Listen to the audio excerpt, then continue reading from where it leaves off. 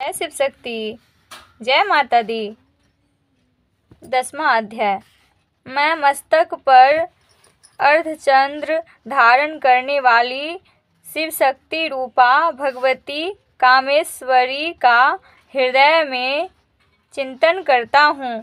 वे तपाए हुए सुवर्ण के समान सुंदर है। सूर्य, चंद्रमा और अग्नि, ये ही तीन उनके नेत्र हैं तथा वे अपने मनोहर हाथों में धनुष, बाण, अंकुश, पाश और शूल धारण किए हुए हैं।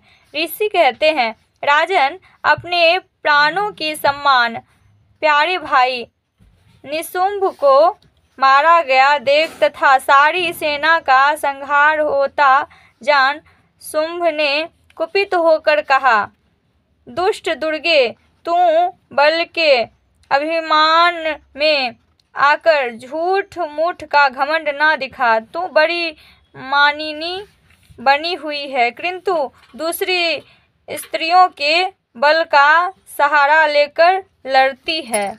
देवी बोली, ओ दुष्ट, मैं अकेली ही हूँ। इस संसार में मेरे सिवा दूसरी कौन है? देख, ये मेरी ही विभूतियाँ हैं, अतः मुझमें ही प्रवेश कर रही हैं।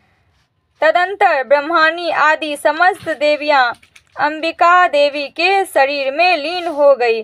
उस समय केवल अंबिका देवी ही रह गई।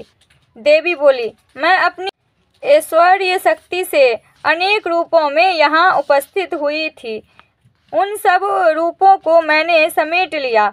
अब अकेली ही युद्ध में खड़ी हूँ। तुम भी स्थिर हो जाओ। ऋषि कहते हैं, तदंतर देवी और शुंभ दोनों में सब देवताओं तथा दानवों के देखते देखते भयंकर युद्ध छिड़ गया। वाणों की वर्षा तथा तीखे शस्त्रों एवं दारुण अस्त्रों के प्रहार के कारण उन दोनों का युद्ध सब लोगों के लिए बड़ा भयानक प्रतीत हुआ। उस समय अंबिका देवी ने जो सैकड़ों दिव्य अस्त्र छोड़े, उन्हें दैत्यराज शुंभ ने उनके निवारक अस्त्रों द्वारा काट डाला। इसी प्रकार शुंभ ने भी जो दिव्य अस्त्र चलाए, उन्हें परमेश्वरी ने भयंकर हुंकार शब्द के उच्चारण आदि द्वारा खिलवाड़ में ही नष्ट कर डाला। तब उस असुर ने सैकड़ों बाणों से देवी को आच्छादित कर दिया। यह देख क्रोध में भरी हुई उन देवी ने भी बाण मारकर उसका धनुष काट डाला। धनुष कट जाने पर फिर दैत्यराज ने शक्ति हाथ में ली, किंतु देवी ने चक्र से उसके हाथों की शक्ति को भी काट गिराया। तत्पश्चात दैत्यों के स्वामी शुंभ ने 100 चांद वाली चमकती हुई ढाल और तलवार हाथ में ले उस समय देवी पर धावा किया। उसके आते ही चंडिका ने अपने धनुष छोड़े हुए तीखे बाणों द्वारा उसकी सूर्य किरणों के समान उज्ज्वल ढाल और तलवार को तुरंत काट डाला। उस दैत्य के घोड़े और सारथी मारे गए। धनुष तो पहले ही कट चुका था। अब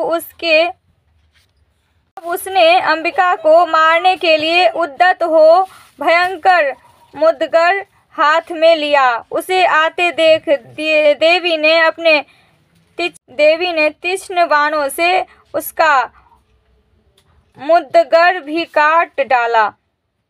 30 पर भी वह असुर मुक्का तान कर बड़े वेग से देवी की ओर झपटा। उस दैत्यराज ने देवी की छाती में मुक्का मारा।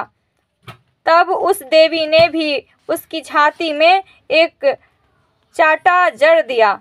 देवी का थप्पड़ खाकर दैत्यराज शुंभ पृथ्वी पर गिर पड़ा, किंतु पुनः सहसा पूर्वत उठकर खड़ा हो गया। फिर वह छलांग उछला और देवी ऊपर से जाकर आकाश में खड़ा हो गया।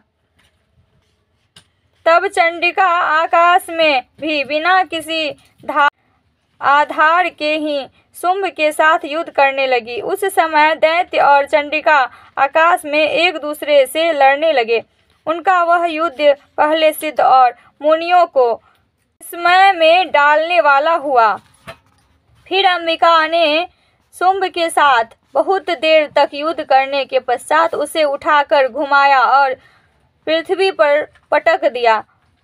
पटके जाने पर पृथ्वी पर आने के बाद वह दुष्टात्मा दैत्य पुनः चंडिका का वध करने के लिए उनके और बड़े वेग से दौड़ा।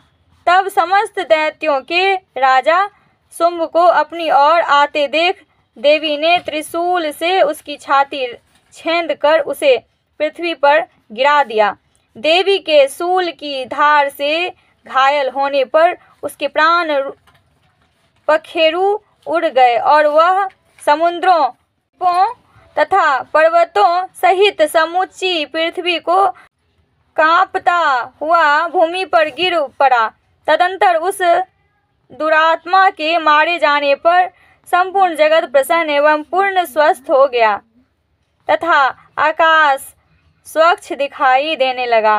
पहले जो उत्पात सूचक मेघ और कलकापात होते थे वे सब शांत हो गए तथा उस दैत्य के मारे जाने पर नदियां भी ठीक मार्ग से बहने लगी। उस समय शुंभ की मृत्यु के बाद संपूर्ण देवताओं का हृदय हर्ष से भर गया और गंधर्वगण मधुर गीत गाने लगे। दूसरे गणवर्ध बाजे बजाने लगे और अप्सराएं नाचने लगी। पवित्र वायु बहने लगी। सूर्य की प्रभा उत्तम हो गई। अग्निशाला की बुझी हुई आग अपने आप प्रज्वलित हो उठी तथा संपूर्ण दिशाओं के भयंकर शब्द शांत हो गए।